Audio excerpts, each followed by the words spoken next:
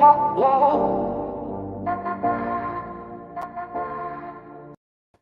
right. So, good morning, good afternoon, good evening. I am just looking each and everywhere, guys, because I am on IG Live, I am on LinkedIn Live, and I am on currently the Imperfectly Perfect platform, which is, if anybody doesn't know, it is something additional to the Imperfectly Perfect campaign, just in relation to a collective coming together where you can get free resources, mindfulness, meditation. You can get access to virtual events with some of the celebrities, some of the corporate leaders, sports professionals, and more that got behind Imperfectly Perfect campaign, that truly embody and believe in it and come on and do intimate sessions, Q&As with the members of the group. So if it's something you are interested in, simply head to my official website, glennmarsden.com, or you can go to the Imperfectly Perfect campaign, which again, further to that is imperfectlyperfectcampaign.org.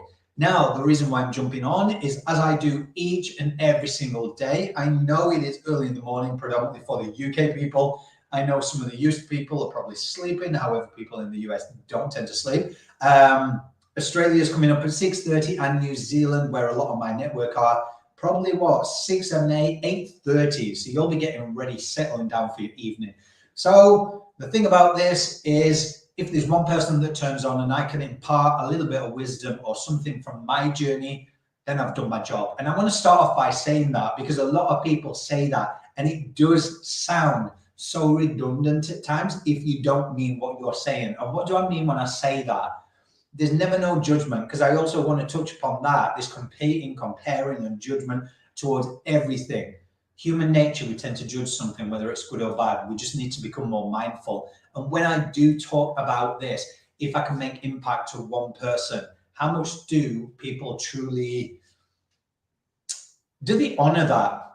And this is when it comes to that word that I don't really like, this authenticity, because sometimes people's actions don't meet the intended definition of what authentic means. So when it comes to that saying, when people say, if I can just make a difference in one person's life, then I've done my job. However, I invite you to think about it a different way and really hold yourself accountable. If you go on a live and one person shows up, or if you put an event on and one ticket sold, or if you do a Facebook group and you get one person on, do you cancel the live? Do you cancel the event? Do you cancel the Facebook group? Do you give up? Do you give in and just think, you know what? I can't do that, one person. Is that your ego? And not in terms or relevance of a narcissistic trait. Is that your ego? Oh, well, yeah, it could be, to be honest with you. But our ego, a lot of the times, is something that obviously holds us in fear and judgment and keeps us in this perpetual cycle and these patterns. Or it could be a narcissistic trait. What will it look like to other people? I'm better than one person. There should be more people on. So I'm not going to do it, and I'm not going to pour my heart out or speak any wisdom, knowledge if there's nobody jumping online. However, I want you to think about it a little bit different way before I get into the next topic. If that one person that shows up on your live actually needs to hear the story that you're sat on or whatever you've got to say, and it gives them a little bit of hope along their journey, gives them hope that whatever they're going through, they can get through to the other side. It gives them hope that they're not feeling like they're a failure, that these bumps in the road, these sacrifices, these struggles are very real on this entrepreneurial journey, on this career journey, on this platform. Why don't you lead by that? If you are going to stand and you are going to say, if I can impact one person, but then go on live and one person comes up or no people show up, are you going to continue and do it? Because I know I am. Because at the end of the day, if only one person turns up, and I'll tell you, think about it another way. That one person could listen to you. You could have poured your heart out to them. They could have taken something out, got a breakthrough. You don't know who that person is. That person could be the person who just happens to give you the next biggest opportunity of your life. Could be an executive, could be a CEO of a multi-million-dollar organization. We're all human, guys, and it comes back to, I am on LinkedIn as well, so I'm going to bring it up and say, there are people on here that talk about LinkedIn being a professional platform. We can say it's a professional platform because it has titles, it has professions on, it's almost a resume. The old school, you put your resume on, a lot of recruiters find you, so you can access jobs, this and this. These days, it's like Facebook for professionals. Let's face it, it's a platform for humans to interact, to socialize, and to do business. I see people who put memes on here. I see people who share their vulnerability. I see people who put their dogs on here. It's great. It's what resonates with each person, each to their own. On the flip side, I see the people that say should not be on here. This is a professional platform.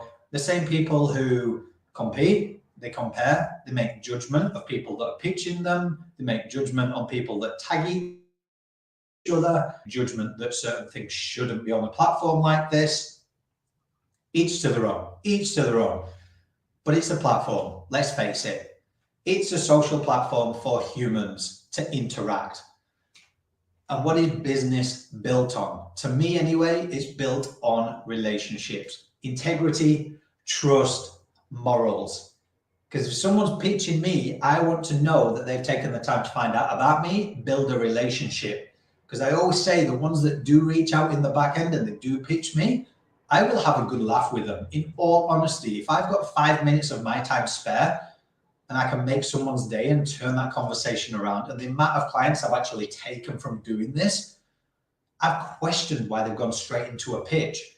Instead of being frustrated or instead of just blocking, that's another person that you can probably impact. Now, you don't know that story that they're coming from. They might be working for an organization. They've got KPIs to hit. They're going for the numbers. They're pitching, hoping one hits. So I have a laugh with them. I turn that conversation around and I actually say, look, I don't know what your background is. I don't know who's teaching you how to obviously pitch to someone that you've just connected with. Because first of all, there's a disconnection. You send a nice message at the beginning saying, we've got similar interests. We've got a lot of connections the same. We'd love to connect. You hit that connect button, they go straight into a pitch. So I started by having a laugh and I say, look, to be honest with you, when somebody takes me on a date, they normally ask me my name before they go in for the kiss. So it's no difference. You've gone straight to the bedroom. So it opens up conversation. It breaks down barriers. Whether they take it, they take it. Whether they don't, they don't. But it normally changes that narrative in the head to come here from a different approach. And with me, I've always been predominantly known to send voice notes. I want people to know, and that's how I built the Imperfectly Perfect campaign. Everyone's like, how did you reach out to celebrities? How did you reach out? I built relationships from voice note. I want people to hear, to see my integrity, my genuinity. Everything that I'm doing is led from the heart. People connect with people. It's the same as why people are on these platforms. What do most people want? Connection. They want to feel like they're belonging. The Imperfectly Perfect Club is an extension of the campaign. It is where, like I said at the beginning, a group of collective people can come together that can support one another with that encouragement. Because on my journey, everyone can see the external. The IPC is about unmasking the reality of some of the most influential public figures around the world. Yes, there's people in entertainment. There's people in Hollywood. There's sports professionals. There's corporate leaders like Brad Lee, like David Meltzer, Blaine Bartlett. There's Dr. Joe Dispenza, Les Brown, Wim Hof. There's a lot of them. And it's unmasked through the use of storytelling to understand that we're all humans and we all go through these emotions. We go through mentally, physically, spiritually, or emotionally. We're all the same guys. We might be walking a different journey, but we're all humans. There are people that I know that stand tall, who beat their chest in their career, but they're falling short in their family life. There are people with the biggest IQs, but they're falling short in their EQs. They've got no emotional status whatsoever, no empathy, no compassion. I've worked with executives. I've worked with those in entertainment. There's a commonality, guys. Emotions, physical, mental, emotionally, or spiritual. People are struggling, and there are a lot of people out there that do need help to move forward from trigger points, through these cycles, through patterns that they're repeating, through going back into the ego. And that leads on to obviously what I said at the beginning. If you're going to go on live and you truly want to be of service to people, like so many are mentors and coaches on these platforms, then are you going to lead by that? Are you going to stand by that and truly be authentic? When I say authentic, what that means to me is surrendering to my truth, stepping forward, not trying to be perfect. I'll humble myself. I can be humbled. I lead with humility. I don't know what I don't know. I certainly know a lot now, but everyone, again, like the IPC, it is about uncovering that mask. Everybody on an external has seen the IPC. They've seen the reach. They've seen, well, they haven't seen the database, but trust me, there's a lot of people on that database that I've built. There's over 450 public figures. There is publicity all around the world, for which I am truly grateful for. And I will say, bless, thank you to God. No, I'm not religious, never been spiritual. It came along my journey. It tends to with people, personal development, spirituality. You open your mindset because you're uncovering, you're removing all that external shit, excuse my language, or societal expectations. And you start realizing who you once were or who you were always meant to be. So tonight's topic is comparing yourself to every other person hindering your progress. And the answer is probably yes. You're procrastinating because you're either scrolling, you're looking at everybody else on LinkedIn or Instagram. Instagram's the worst because it's picture perfect, isn't it? But you don't know the story behind that. And this is what I want to say to you. I want to challenge the way that you're thinking about it so it can give you a bit of encouragement to move forward. When you are looking at someone and you are thinking, oh my God, their life looks absolutely perfect. If you go to my profile, my _GlenMarsden on Instagram, I actually show the journey that is taken for the IPC. Yes, it looks great on an external, but I've certainly explained what it's taken. It has taken me, I would say, I didn't know at the beginning, starting this as a passion project, for it to blow up that quick and now come to 4 years. It has been start of, I would say, my evolution into stepping on who I needed to become. I have been through struggle street. I've emptied my pockets at times, systems, all integration, all of it. I've been manipulated. I've been used. I've trusted way too many people. But you know what? They're all blessings. I look at them now as blessings. And I even posted something about it today, changing that narrative in how we look at people who use us, or we look at enemies, or those naysayers, or those people that try to throw us off our game so we quit. I look at it as a way that they've actually been sent to us now for us to be able to move through it, to acquire the knowledge and the strength and the resilience to keep on going and to step into our authority. Because all those road bumps, all those failures, all those setbacks for me, wow, at the time, like if some of you were listening to this and you've been through it, it's hard. It's very bloody hard. I ain't gonna mask anything. There are times I was in the bathroom thinking, how am I going to afford to get my kids stuff? And that sounds cliche because it's so true when people are on this entrepreneurship journey. It is so true. There have been times when people have come along and maybe I've been naive and I've believed them firsthand, and they've just utilized to leverage my platform towards them so they gain clients, they can do this, this, and this. You could become cynical or you could become frustrated. But if you change that narrative and you flip it around and you look at things differently, guys, it's going to do a lot better for you to keep on walking, to step into that authority and become that person you need in order to take your mission, your brand, your service, whatever, out to the world. Now, not everybody is going to resonate with you, but there are enough people in this world to find your audience, your clients, your people, your support system. I always talk about that support system of 5 people. We hear it all the time when people talk about 5 people within your environment, within your circle.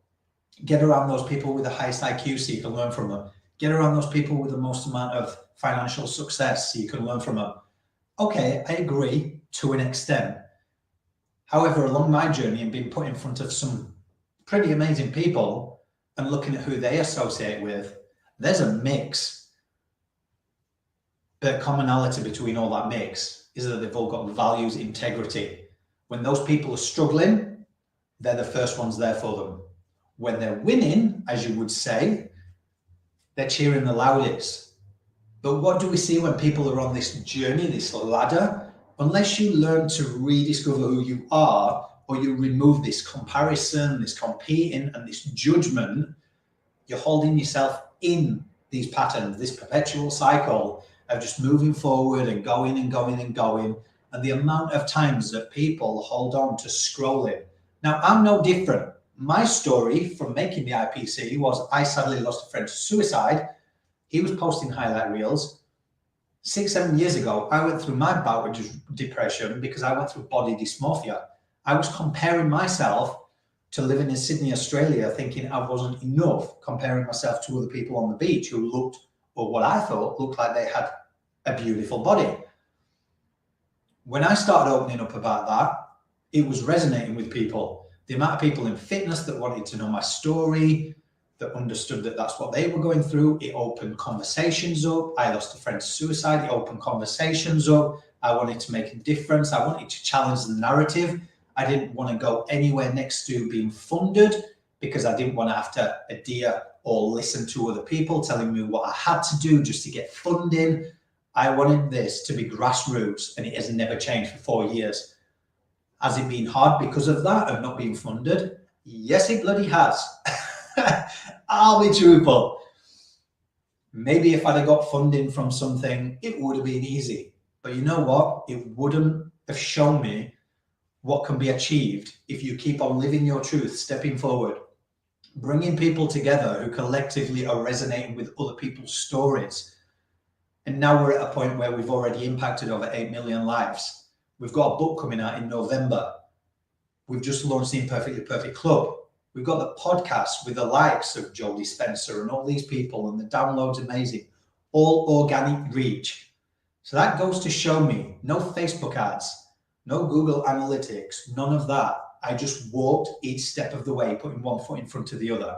I now get to speak, and I got asked so many times, which blows my mind, to speak for marketing agencies. They wanted to know how one guy without any business acumen or knowledge within marketing was able to get over 450 of the world's biggest names and an organic reach of over 8 million onto his platform and a database of X amount. So they see the stats, they see the data, they see the results, they see the engagement when it comes to all that.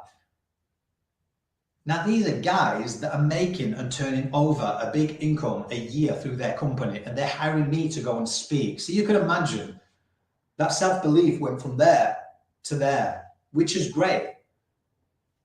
But I lead by humility. I still say, I don't know what I do not know. And I'm always humbled.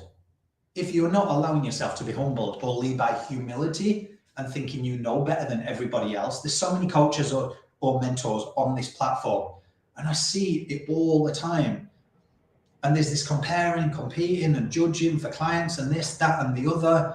And I'm just like, what is the point? Again, if you change that narrative, what meant for you in this life is meant for you. What's meant for me is meant for me. If there's that many people, there are going to be people watching this content either on the replay, either now, or when I repurpose it and put it on. And that's another thing. When one person comes on these lives, I'll repurpose this so I can put it across my other socials, and it may impact someone else. But at least I showed up if there was one person on here and that did impact them, and they remembered something and they walked away and they was like, you know what, I'm going to look at it different. So when it comes to that comparing yourself, if you're looking at somebody, and we've all been there before, like I got body dysmorphia from doing it, like, let's be honest. But if you're looking and you're going, oh my God, she's always on a holiday. Oh, her life looks perfect. Oh my God, like, is doing this again. Oh my God. And it's all this, like, and then it comes to a point of like, we're always going like, why me? Why aren't I? Why does everyone else look like they're living this high life? Why is this, and this? So there's two ways to look at it. First one, I would say, if you know the person, get to understand them and know them a little bit deeper, know their story. Because I'll tell you something, what this campaign has taught me is when you understand people's story and the journey that they've walked on, you don't know if they've been through trauma, PTSD, if they've been abused. You don't know what's happened to their upbringing. They could have gone through so many struggles along their journey that they are now at a point where these doors have been opened for them They've put the work in, they've removed all this external BS, all these societal expectations, they've become comfortable who they are, they've attracted the right people, people have seen something in them, and people have really wanted to engage and help them, and now they're successful. So how could you look at that? Clap the bloody loudest, because you know what they've been through now, and you see them at the top, and you're clapping the loudest for them. Equally, take things with a pinch of salt as well. We all know a lot of the times highlight reels merely are masking insecurities. If you have a profession that you've got to post things, again, attesting to the campaign, a lot of the public figures in terms of entertainment, the only reason why they post a lot of the highlight reels, and they're very honest, is because if they don't post red carpet events, they don't show TV things, they don't get work. If anyone doesn't understand how it works within the entertainment realm, and I didn't, I learned a lot along the way, and now I know some of the best producers and all this. Like, it blows my mind from not knowing anybody, but it blows my mind more in understanding the process and the stories of why people have to do what they do, and it makes you judge less. So within entertainment, you basically, whatever country you are, it might work a little bit different, but here, essentially, you've got a manager, or you need a manager to get you in there. Then you need someone in PR to get you the press. And then probably a publicist, whichever way or whatever you're working in entertainment, it is. But if you're not getting any work, you're not getting paid. And if you're not getting paid, you can't pay your agent to get you into events. You can't pay a PR person to get you any press. Then you're on the bottom. So they have to do it. When I jumped in construction, when I was building all this, it was very, very funny. I was posting pictures of me in construction because that's my daily life.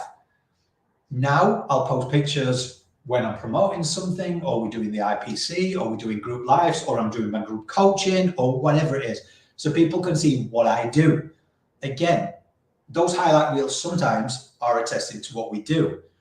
Now, that pinch of the soul, think of a lot of these people. And again, I always say no judgment, guys, because people are on a journey.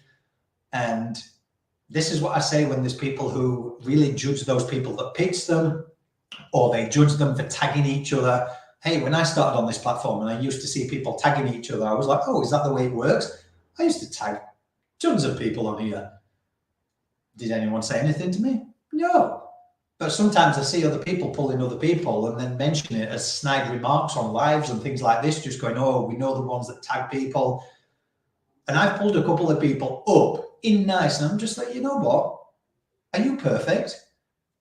Did you acquire the knowledge or the wisdom that you do now? Like, instead of making snide comments, couldn't you just reach out to that person and say, hey, look, I've had a bit of experience on this platform, each one teach one. It might work a little bit better like this. What's the worst can come? They don't listen to you. What's the best that can come? Might become a client for you. Might actually go, oh, thank you, I truly appreciate that. Might become a referral. They might push other people to you. Think about it a little bit way and challenge those narratives. And I'm not here to preach. I'm just coming out with my experience of what I've been and who I've been put in front of and what I've acquired and what I've learned to become who I needed to be to take this international.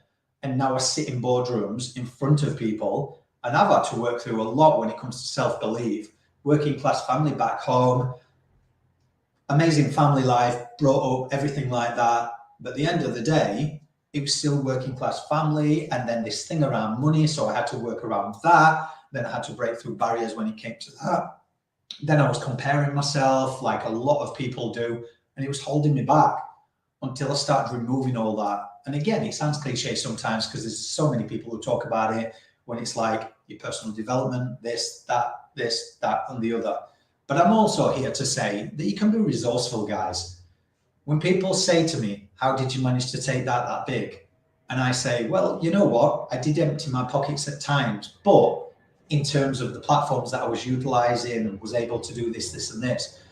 But in terms of the 450 public figures that believed in what I was doing and got behind it, in terms of all the international press, and the biggest press at that, $0. Google and YouTube are bloody good. So if you haven't got the additional resources, I didn't have the additional resources. And I will never say to anyone, I do group coaching at an affordable price so people can come on and get the most out of me.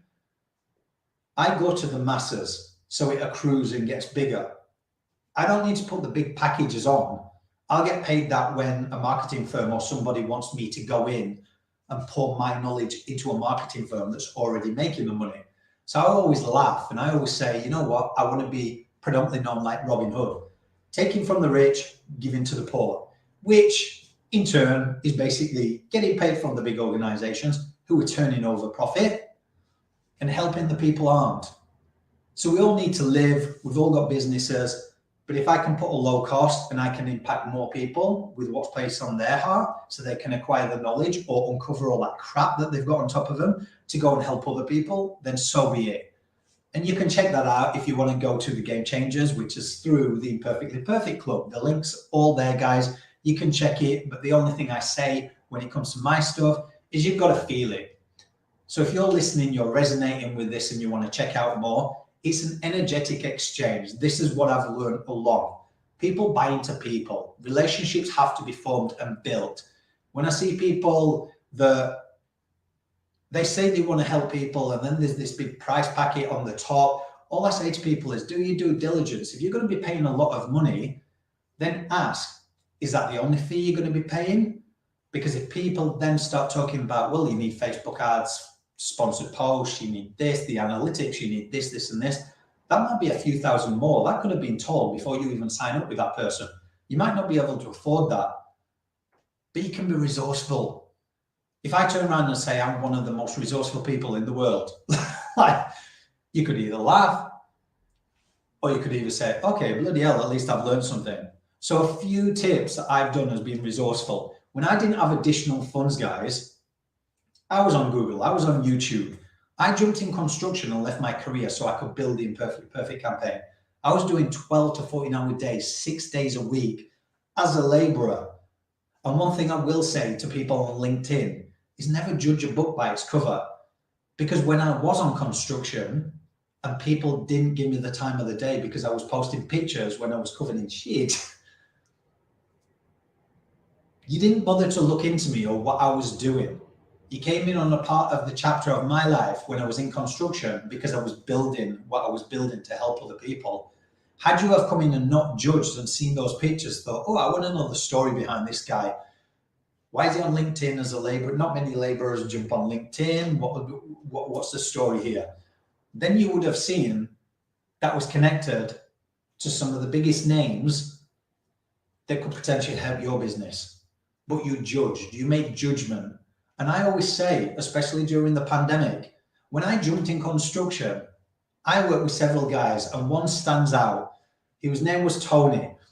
And we worked together on a couple of shifts and he made me laugh because he used to call himself a bogan. Now, if you don't know what a bogan is, I don't even know. It's what he called himself. I'm not Australian, but he basically, I don't know. You might know if you know what the definition is, but that's what he called himself. And I'm not here to offend anyone because I don't really know the definition of it, but it's funny what they say in Australia about it. And he was like, you'll never guess what I did. I was like, what do you mean? Have you not been in construction for a long time? He said, no. He said, I was a lawyer. I was like, you was a lawyer? Seriously? I was like, guys, is he taking because he was known to be a prankster as well. He was like, no. And he actually got a lot of his accreditations and cards and whatever, all stuff out like that. Then I Googled him. And I was like, what are you doing in construction then? Weren't you? And he was like, I went through 2 marriages. He went, I was working all the hours around the sun. I didn't see my kids. He was like, it was high pressure. I was stressed. I needed a break or I'd have burnt out. He said, so I came and did labouring. And in Australia, I don't know if many people know, but I was turning over a good weekly wage. This guy was turning over a good weekly wage as a labourer. It was hard bloody work, but he was turning over just a little bit under what he made when he was doing all those hours as a lawyer. But yet every Friday when we finished and we walked past the corporate lot that were in a bar, they were all drinking, you could tell the way that people were making judgment and looking down because we were covered in crap. Little to say, we were probably earning more than what a lot of corporate people are. But we didn't make judgment, but it was very good in the psychology of things to really watch how people treat each other in terms of titles and professions. And this is one thing that when I came on LinkedIn and I went to networking events and I used to see people talking about, right, you've got 2 minutes to go around the clock and pitch yourself, tell everyone what you do. I felt so disconnected. And I just honestly, I was like, this is not Shark Tank. I'm not here to pitch. I'm here to network, to meet people. If I just know their title or profession, I'm not really going to get to know someone. And as I say, I'm about relationships. If I do business with people, it is predominantly by integrity, knowing that I can trust them and knowing what they stand for. So I started my own networking events. And anybody on here that knows me that went to my networking events, this is a few years ago before everything started moving faster, but it was all about a tribe mentality. It truly was about, you don't come into Glenn's networking event to pitch your title or profession, first and foremost. It is about stating who you are as a person. People started to recognize the differences. Oh, Michelle's there. She lives in the US. She's got a daughter called Peyton. She's an incredible painter, an amazing writer. Oh, look, there's Aileen. She lives in Sydney. She's a yoga instructor, but her passion is looking after kids who are autistic. Oh, look, there's David, and he's over in wherever. But there's a commonality that's formed because you remember people. Oh, yeah, I remember. Then you take it off the networking event. And if you're a parent, you've already got a commonality, you know. So if you're in a networking event and there's a lawyer and a lawyer, yeah, you might not want to associate. You might do because you're in the same profession, but that's where it stops, profession. And people start judging whether they're going, oh, well, I don't really need to know that laborer because I'm a lawyer. What would we have in common? And what business could we do together? Well, this laborer was building his dream so he could help other people. And he actually needed a lawyer to learn the basics and the logistics behind whether he wanted to set up a charity, whether a for-profit or a non-for-profit. Luckily, through one of my networking groups, I met an incredible guy who was a lawyer called Brian. And he went the ins and outs of everything about charities, which put me off setting up a charity because I saw the non-for-profits. I saw a lot of them struggle. They weren't able to be sustainable unless they get funding. And then I saw the larger ones that were getting funded that were making just as much as the non-for-profits. And I was like, whoa, this is...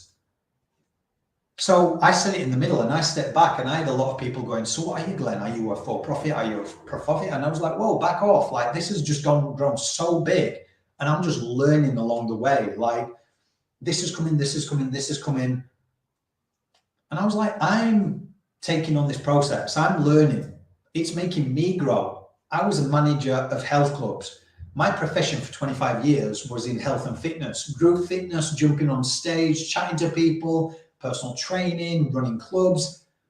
To step out and build something that blew up pretty fast is an amazing feat, but also there was a couple of people, Julian, a good friend who might watch this later, he said to me, you're literally like an anomaly. He said, you've blown up on the external so fast, but now you're trying to catch up with the business because it's not what you was used to. So when I was in construction, say I got up at 4 a.m. in the morning, jumped into the gym, mental clarity, learning podcasts, learning this, that, and that.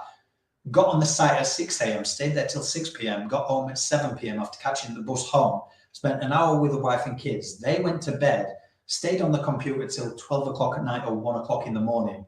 That was like 14 months, maybe longer, because I stayed on casual, jumping in and out.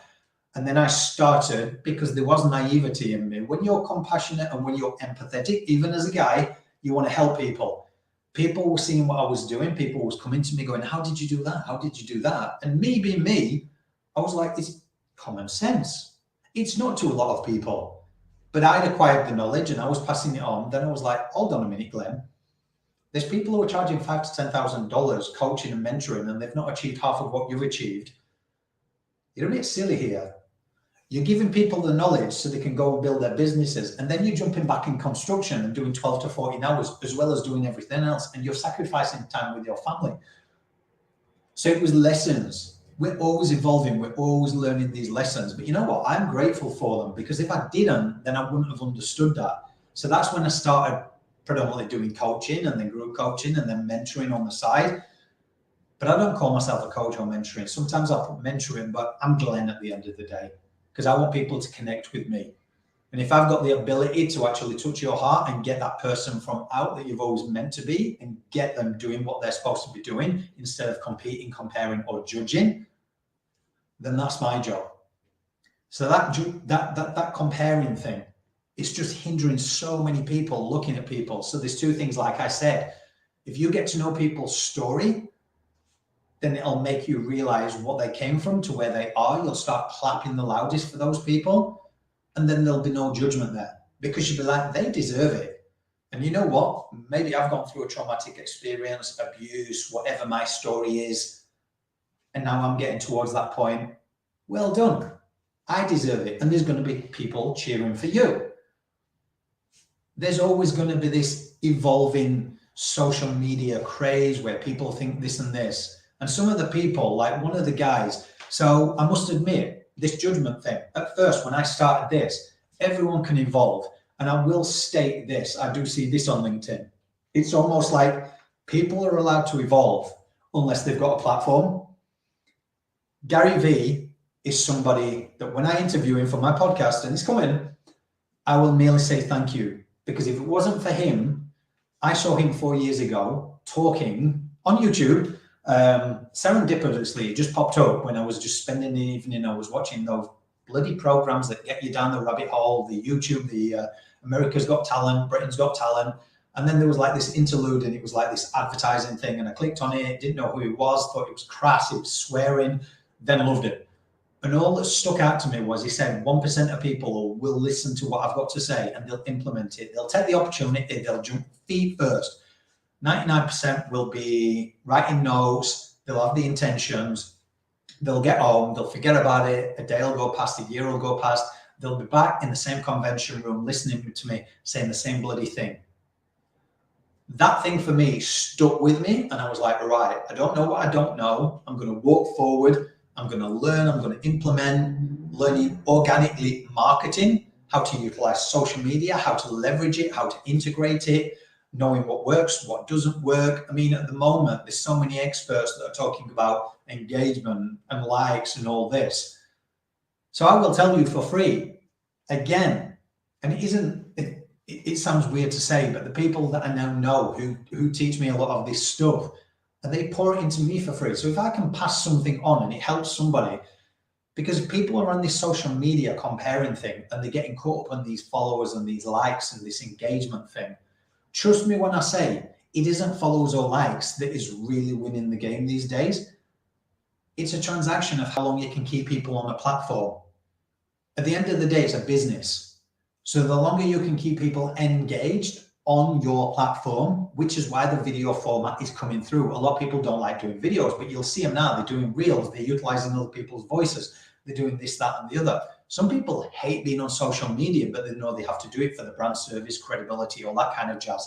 So it depends. You really have to find your passion. If you don't like being on camera, find it through writing, find it through your art. Because if you're doing something for the sake of doing it, you're not going to grow because there's no passion there. There needs to be a flow state, guys. And this comparing yourself just because you're seeing somebody jump on and saying they're earning 6, 7 figures within 4 weeks and all this kind of stuff, take all that with a pinch of salt. Because again, the people that I get to know, there's a commonality between all them. It took them 10 to 20 years to become an overnight success. These days, like personal training, it used to be 12 weeks to get a good body. When your body starts adapting, then suddenly it went to 8 weeks, then 6 weeks. Now I've seen people saying that they can get people transformations in 4 weeks and 2 weeks. I'm like, that's just not possible unless they're taking supplementations. So getting someone to earn 6, 7 figures, 8 figures within 4 weeks, maybe the 1% of people can truly do it, who've really acquired the knowledge through the e-commerce, NFTs, crypto, all this, that, and the other stuff. The rest of it, I take it with a pinch of salt. I clap the loudest and say, well done, you're on your journey, I'm on my journey. But if I see people changing every single way and there's no consistency in what they're doing with one thing, that's the first thing for me. I notice there's no consistency. So if you're doing something for a long period of time, like most of the successful people who have got generational wealth do, they share their journey all the way through and they've never faltered. They've never jumped from this, and this. If people are jumping, if people are jumping from this, and this, The only thing that it really is showing is that they're trying to figure out what sticks. What's going to make me successful fast? I'll jump on this. That didn't work. I'll jump on this. That didn't work. And hey, you know what? Maybe we've all been there in the past and we've tried to do whatever we need to do to try and get to where we want. But the thing along my journey is, I've noticed, you drop the ego, you stop comparing yourself because you're on your own journey and what's meant for you is meant for you, what meant for them is meant for them. You stop competing, and when people say the only person you should compete with yourself, take competing out of your narrative. You don't even need to compete with yourself. What happens when you put yourself in a competitive nature? And I'm not saying you don't have to do it. You could do it. Some people like competing. It gives them an edge over themselves. But again, if you're putting that narrative in, oh, I've got to compete with myself, if you don't attain what you're trying to do, what are you going to do? You're going to go backwards into those perpetual cycles, pull yourself down, and you're not going to move forward. Or if you win and you're a high achiever, you're going to try and exert yourself and you're going to try and go a little bit further. And then if you don't achieve it, you're going to come down and it's going to go into self-belief and all this kind of stuff. So I even use that. So they're competing. Change that narrative. You're not competing with the next person because what's meant for you, like I said, can't go past you.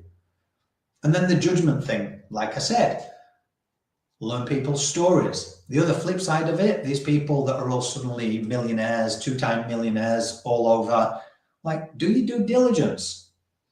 I have coaches all the time reach out to me, and I know for certain that they've not looked into what I do. And they're trying to tell me what I could do. And then I look and do my due diligence. And I'll talk to them and I'll say, well, what have you achieved? And I'll say, I lead by humility and being humble. I have no ego whatsoever, but do you just want to see what I've achieved? I said, I don't have to shout it from the rooftops, but you can have a look what I've achieved. And that's significantly more than what you can teach me. So I need a mentor or a tip, or now I need it in a certain aspect, and I'll go and pay for that person in that certain aspect. I don't need a broad range of someone that's going to give me ideas. I want strategy in this area, this area, this area. People need a different array, but if people aren't doing their due diligence and looking into people, so those that are saying they're making X, Y, and Z, one of the coaches that reached out to me, I actually said to him, I was like, can you show me your bank statements for the last 6 months? And he was like, what do you mean? I'm like, well, you're telling me that you're clearing 7 figures every single month. I was like, do you just want to show me your bank statements so I can see every single month that it's consistent 7 figures? And he wouldn't. And I'm like, hey, you know what? No judgment. I was like, you're not for me. Like, I'm not expecting people to show me the bank figures and everything all the time. But you know what? Stand by your word. Like, I mentor and I coach people, and I'm not here to say that I'm making 6, 7 figures every single month. Everyone's journey is like this. And we've seen some of the people at the top of the game, speakers and everything. There was one, and I can't really remember his name, but he was one of the biggest ones on social media. One day I saw it was completely different to what he was speaking about, because he was all about events, he was all about his programs, he was all about this. And then one day it was so vulnerable and came on and said his marriage is in tatters, he's never felt so lonely, he hasn't been doing speaking events for a while, and this, that, and the other. And all the comments were all in support of it, which was absolutely amazing to see. But it just showed you the flip side, that when you're looking at highlight reels, you only know half a story. So if you can change that, the way that you're looking at people, and take things with a pinch of salt, maybe it's the career that they need to put a highlight on for because they need to get work. So they have to be consistently posting this, this, and this, and this. Same as my stuff. I have to consistently post the publicity that we get for it. I have to post who's attached to it, so I can continue making this momentum to create a ripple effect around the world, so we can get more help and the resources that we do to the actual people that need it. But guys, if you need that support system, you need to find people that are going to support you when you're struggling, and you need to find the people that are going to elevate you when you're actually succeeding. They're the 5 people that you want. And I've been rambling for like 45 bloody minutes, guys. So I'm going to jump off because I have, what time is it? 7:17. I've got the start of the Game Changers program tonight for group 2. You have still got time. You can jump in it. This is only the first session. So Game Changers is predominantly for those people who know that they've had something placed on their heart. They know that they want to step into become something more than where they are. that have issues with these blocks, with these cycles that they keep going in. They don't know how to change the narrative. So all the work that I do with people is really engaging them, letting them speak, listen, coming into a collective, and we'll pull it out of you. We'll get you to where you need to be. So that's starting tonight. You can still have access to that. That is through the Imperfectly Perfect Club. The Impact Strategy one, that is coming at the latter end. So people have to go on a guest list. For the Impact Strategy, I only take it a small group because within that, I talk about how to take your mission, your movement, your brand, how to leverage it, how to monetize it, how to make it sustainable. We break it down to basics because there is some people that don't know the basics. And I think sometimes when we see on social media where people are like, I make this much and this much, I can take it from A to Z. Some people just actually want to know what A to B is, B to C is.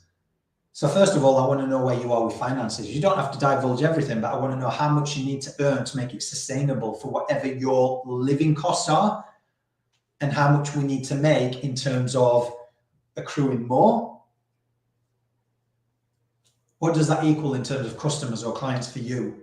You can break it down to basics, and there's too many people who are going, shoot, shoot, shoot, shoot. I'm a coach, I need to do this, I need to do this, I need to get X amount, I need to get the funnels so that I can get advertised, I need to do this, this. If I can finish and say, if there's some people out there thinking they are not good enough or they can never do this, then I want you to take a good look in the mirror and say to yourself, I can do this. And if there's still a little bit of lack of self-belief in there, I want you to look again and picture my head in there, my Simon Pegg, if anyone knows who he is, I always get it all the time. And just literally say, if Glenn could do it, I can do it. Because I was from Yorkshire, I didn't know anybody, I went traveling, I met my wife, got kids, went in the fitness industry, jumped in construction after something was placed on my heart, didn't know anybody. Anybody can look into my photography, so I did photography as a passion. I have shot some celebrities and everything. Anybody that knows everything about photography, yeah, you can build connections so you can get some great shots, but it's not a full-on relationship. It's not like you can do. It's not like you carry that on. I mean, I shot in America when I went traveling to build my credibility in those areas. And people often say, how have you shot some of those people and this, and this? I reached out to talent managers. I showed them the quality of my work. I said, this is what I've done. This is the quality of my work. Have you got anyone on your books that would like to shoot? I'd love to shoot that person, that person, that person, that person. Can you put my work in front of them? Obviously, they'll get free images. So you can look on Instagram on Glenn_Marsden. You can see my quality of work when it comes to photography. But again, that didn't mean to say that I knew a lot of people when I started IPC. So I reached out to them. Then I learned how to do pitch decks. Then I learned how to do press releases. Then I learned how to market smart and organically, building a community, building a database every step of the way. Then I learned how to integrate social media. Then built the engagement, then cross-leveraged everything, then got it on mainstream media so it would create a ripple effect, then took it to the world. You can do it. I did it with $0, guys. So all these people, hey, go and do your thing, they're spending hundreds of thousands because they're making great money, which is great. All I'm here to say is to encourage those people that are thinking, well, I can never do that because I don't have the resources, I don't have this, that, and the other. You can do it. You can do it. If you've got the belief in yourself, you will go far, and you don't always need those resources, guys. You can start building small. Nobody says you have to quit your job. Keep going, placing this, accruing it, building your communities, bringing people across. Because if I could do it, guys, you can certainly do it. It isn't that hard. You just have to have full belief in yourself. All right, we've come to 50 minutes. I am going to go, or I will digress, and I'll keep on talking because I love a good chat. So anyway, guys, I hope you enjoyed that. I'm going to obviously use this content across all social media. So if you didn't watch it all or you watched the replays, guys, then leave us a comment, shoot a message to us. If you want to find out more about the club with the collective community all around the world, then again, click on the link if you want to know about the Game Changers program. Or if you didn't get the Imperfectly Perfect magazine, we relaunched it yesterday. There's incredible interviews there with Hollywood's Ricky Whittle, with Claude Silver of VaynerMedia, with Les Brown, all sorts. So shoot us a message. And if you do shoot us a message, I want to invite you to do a challenge. send me a voice note. I want to hear your voice. You don't have to, but I do like to challenge people with that. All right, guys, have a good evening, a good morning, or whatever time it is where you are in the world.